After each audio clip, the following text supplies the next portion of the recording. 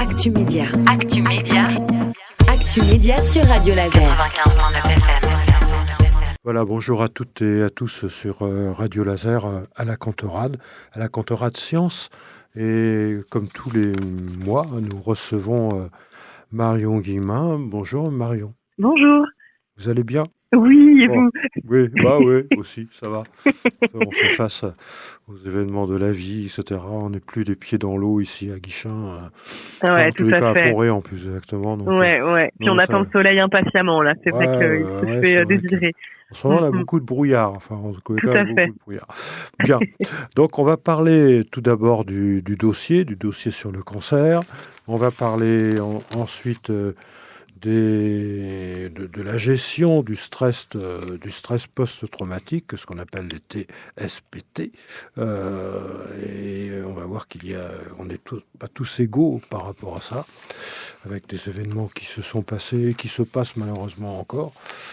Et puis nous parlerons des saumons qui, dont la population décroît. Et en Bretagne, et peut-être aussi ailleurs d'ailleurs, on s'intéresse à se demander pourquoi cette population de saumon décroît. Donc pour le cancer, alors rappelons que le mot cancer a pour origine le mot latin homonyme, cancer donc, qui signifie crabe. Et c'est Hippocrate en moins 450 à peu près, avant Jésus-Christ, qui le premier a comparé le cancer à un crabe par analogie à l'aspect des tumeurs au niveau du sein des femmes à cette époque. Et donc, analogie avec l'aspect de cet animal. Et donc, ce sont ces sortes de dessins, en quelque sorte, qui apparaissent et qui s'étendent sous la peau, qui ont fait faire cette analogie de la part d'Hippocrate. Voilà une petite information. Alors maintenant, on va parler donc plus en détail du cancer, en rappelant que ce sont des cellules qui se mettent à se déprogrammer, en tous les cas qui ne fonctionnent plus normalement, et qui vont ne pas arrêter de se diviser, etc. Mais je vais vous laisser la parole, Marion. C'est une belle introduction. Effectivement, l'étymologie des mots est très importante. Alors effectivement, on a vraiment consacré ce dossier au cancer. Alors tout d'abord, il faut savoir que c'est la première cause de décès en France. Vraiment, on en parle beaucoup, mais c'est très important d'en parler. Et nous, l'intérêt de ce dossier, en fait, c'était de revenir un petit peu sur qu'est-ce qui se passe, qu'est-ce que c'est le cancer, quels sont les mécanismes en fait derrière. Donc vous l'avez très bien expliqué. Effectivement, naturellement, en fait, toutes les cellules de notre corps, elles se renouvellent, elles ont besoin en fait de se renouveler, donc elles se multiplient voilà, ça permet un bon fonctionnement général de l'organisme. Et en fait, une tumeur, elle apparaît lorsqu'il y a vraiment un dérèglement de ce système-là. Donc finalement, on peut résumer ça en disant que c'est une cellule qui est déréglée, et en fait, les gènes sont endommagés de la cellule, et du coup, les consignes normales deviennent confuses. Et donc, le cancer se met à se développer. Voilà, donc il y a plusieurs origines possibles. Ça peut être ces lésions en fait de l'ADN, elles peuvent être d'origine génétique, donc héréditaire, mais elles peuvent aussi être provoquées par l'exposition à des facteurs de risque. Voilà, on en parle aussi beaucoup, donc de l'âge principalement, mais aussi de notre environnement, de notre mode de vie ou des hormones. Donc voilà, donc il y a vraiment, c'est vraiment important de comprendre ça parce que c'est pas forcément génétique. Je pense qu'il est important aussi de rappeler que les cancers peuvent affecter n'importe quel organe du corps, mais aussi les os, les tissus ou le sang. Voilà, ça peut vraiment toucher. Alors il est important peut-être de rappeler qu'on a un système immunitaire pour se défendre, tout à fait. Mais que finalement, à la cause de ces tumeurs, ses capacités sont diminuées, c'est ça? Oui, voilà. Et puis alors, je ne vais pas rentrer dans le détail parce que là, ça devient compliqué, on l'explique bien. Mais effectivement, le système immunitaire est sollicité. Et voilà, c'est vraiment toute une machinerie en fait qui se met en place pour éviter en fait que les métastases se développent. Mais le cancer se développe. Ça augmente au niveau du poumon ou ça diminue, enfin les fréquences. Je crois qu'il y a une diminution du cancer du poumon, curieusement, chez l'homme, et une augmentation chez la femme, du fait que l'homme Oui, il y a des choses peut-être qui fume moins changent et la un petit femme peu. fume plus, Ouais. peut-être. Hein. Ouais. Mais par contre, il y a quand même encore aujourd'hui dans le monde 20 millions de personnes qui sont diagnostiquées chaque année. Les chiffres sont quand même énormes. Voilà, il y a comme je le disais, c'est quand même la première cause de décès en France. Ouais. Donc on voit des évolutions et il faut quand même réaliser que le nombre a doublé en fait en 30 ans en France, en tout cas le nombre de cas, parce que la population est plus nombreuse, plus âgée, mais aussi plus exposée au risque. C'est ce que je disais tout à l'heure. Donc c'est vrai qu'il y a quand même des exceptions. Il y a des choses qui évoluent dans le bon sens et puis la recherche progresse. Donc heureusement il y a des bonnes nouvelles. Mais voilà. Et je pense que ce qui est important aussi de retenir, c'est que près de la moitié, alors c'est les scientifiques qui nous le disent, près de la moitié des cas pourraient être évités grâce à un mode de vie sain. Donc c'est vraiment énorme. Voilà, donc ça c'est à retenir. Nous, je rentre pas dans le détail là aujourd'hui, mais dans l'article on le développe, on explique justement ce qui se passe au niveau du système immunitaire. On parle aussi de comment on peut les soigner parce que plusieurs choses existent et selon bien sûr les cas. Oui, bien sûr. Voilà, selon les types de cancer, de son stade, voilà, il y a différents traitements qui peuvent être envisagés et combinés. Il peut y avoir vraiment plusieurs choses qui peuvent être faites ensemble. Voilà, on a fait une infographie pour expliquer un petit peu une belle plaquette. Ouais, voilà, ça se grignote un petit peu. On va dire c'est pas vraiment une infographie, mais on a mis les informations dans une mise en page assez intéressante et pertinente. Voilà, on a consacré aussi un article sur le cancer du sein parce qu'on sait qu'il est le plus fréquent et le plus meurtrier pour les femmes. Il y a quand même 60 000 nouveaux cas de cancer du sein qui sont détectés en fait chaque année, donc c'est énorme. Et il y en a quand même 12 000 femmes qui meurent à cause de ce cancer. Donc c'est voilà, et c'est un cancer qui est pas encore complètement compris. On essaye vraiment la recherche avance, mais voilà, il y a quand même plusieurs choses qui sont encore obscures, on va dire.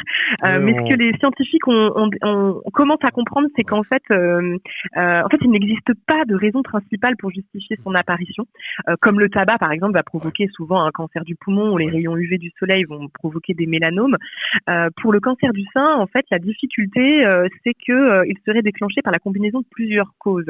Et donc, pour la prise en charge, évidemment, c'est plus difficile et puis pour la sensibilisation aussi, la prévention, c'est plus difficile de mettre tout ça en place. Et puis surtout, il faut pas oublier que les hommes aussi peuvent être touchés par le cancer du sein, parce qu'ils possèdent aussi une glande mammaire. Le pourcentage est plus faible, bien sûr. Voilà, il est plus rare. La mammaire également, oui, bien sûr. Il est plus rare, mais il est plus tabou et son pronostic est souvent moins favorable. Donc il faut quand même pas l'oublier. Voilà, il y a quand même eu l'hypothèse aussi des perturbateurs endocriniens. Oui, ça inquiète beaucoup les scientifiques. Oui, on ne sait pas encore, c'est encore pas clair, je crois. Mais je parlais tout à l'heure des expositions à risque, ça en fait partie. C'est vraiment, c'est pour ça que j'insiste dessus, c'est vraiment important. Alors les dinosaures aussi. Oui, alors les dinosaures, on a parlé des animaux qui peuvent aussi avoir des cancers. Les dinosaures. Et effectivement, on a trouvé des traces de cancer sur un dinosaure notamment qui est âgé de 77 à 75 millions d'années. En fait, non, c'est un dinosaure.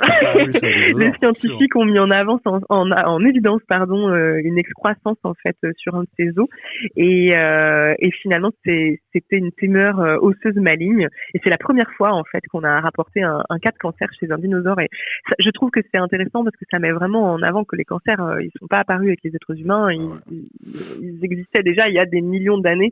Voilà, ça donne un peu de recul. On peut lire de Science Ouest aussi que d'autres animaux, et même des plantes, mais par contre, pour les plantes, ce seraient des tumeurs bénignes, je crois, pas malignes. Oui, voilà.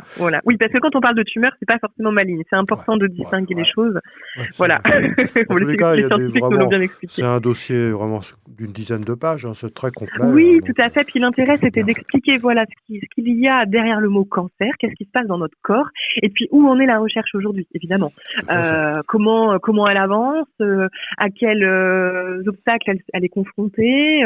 Voilà, parce que c'est sûr qu'on aimerait toujours qu'elle avance plus vite, mais elle avance et il y a des révolutions technologiques qui l'aident beaucoup. On parle beaucoup de l'intelligence artificielle maintenant pour oui, c'est un outil parmi d'autres. Tout à fait. Ça permet vraiment de notamment, par exemple, d'automatiser des tâches chronophages comme le contourage des fumeur pour analyser en fait les images. Voilà, c'est vraiment un outil pour les scientifiques qui leur permet d'aller plus vite et d'automatiser en fait les choses. Donc voilà. Donc non, il y a beaucoup de choses et on apprend. Enfin nous, ce qui nous a paru vraiment intéressant, c'est de comprendre ce qui se passe à l'échelle de la cellule jusqu'à la maladie. C'est d'ailleurs le titre de la couverture. C'est vraiment de la cellule qui est déréglée à la maladie. Déréglée à la maladie, c'est le titre, voilà. Effectivement. Exactement. À la une de Science Ouest, de février. Alors maintenant, on va aborder le problème de la mémoire face au stress traumatique, ce qu'on appelle les stress post-traumatiques, les DSPT. Malheureusement, il y a eu le Bataclan, et puis malheureusement, récemment, il y a eu un crime odieux qui a eu lieu à Longjumeau aussi également, où des gens peuvent vivre des stress post-traumatiques, et finalement il y a une différence d'un individu à l'autre, et ça se passe notamment au niveau de l'hippocampe, je crois. Enfin, vous pouvez nous raconter un tout petit peu brièvement, s'il vous plaît. Oui, alors le trouble de stress post-traumatique peut arriver à n'importe qui, pour n'importe quelle situation. On parle des attentats parce que c'est quelque chose qui nous a tous marqués et ça a été collectif, mais ça peut arriver à une personne qui subit un trauma individuel. Effectivement, on est allé à la rencontre de scientifiques qui ont travaillé avec, en fait, ils ont suivi depuis 2016 des personnes volontaires, bien sûr, donc des victimes et des témoins des attentats du 13 novembre 2015 à Paris, pour comprendre. Donc ils leur ont fait passer toute une batterie d'examens pour comprendre ce qui se passe dans leur cerveau, parce qu'il y a des personnes qui vivaient, alors je vais essayer de le résumer, qui vivaient des intrusions en fait, donc ça peut être des images, des pensées, des impressions sensorielles, avec une très très forte émotion, qui sont reliées finalement à l'événement. Donc par exemple, vous pouvez entendre un gros bruit dans la rue, ça va pas être une mitraillette, mais ça va vous rappeler le bruit de la mitraillette que vous avez entendu ce jour-là. Évidemment, c'est traumatisant et c'est très très envahissant. Et du coup, l'intérêt pour les scientifiques, c'était de comprendre vraiment ce qui se passe dans le cerveau, pourquoi ça peut mettre tant de temps à se réparer ou pas, qu'est-ce qui se passe, pourquoi il y a des gens qui finalement ont du mal à vivre ces intrusions-là en fait, que c'est pas parce qu'ils les vivent pas que c'est facile, et comprendre ce qui se passe. Et du coup, effectivement, alors je vais pas rentrer dans le détail, je vous laisserai lire l'article, mais il y a quelque chose qui se passe au niveau du volume de l'hippocampe, qui joue un rôle essentiel en fait dans la cognition. Il diminue, je crois, chez les personnes. Ouais, c'est ça. Je voulais pas tout dire, mais oui, c'est ça. Non, il faut aller lire. Non. Voilà. Et ce qui est intéressant, en fait, c'est qu'on comprend la résilience, en fait, que finalement les choses peuvent se remettre en place au fil du temps. Et donc il y a des personnes pour qui ça se fait un peu plus rapidement que pour d'autres, mais c'est vraiment ça donne beaucoup d'espoir en fait.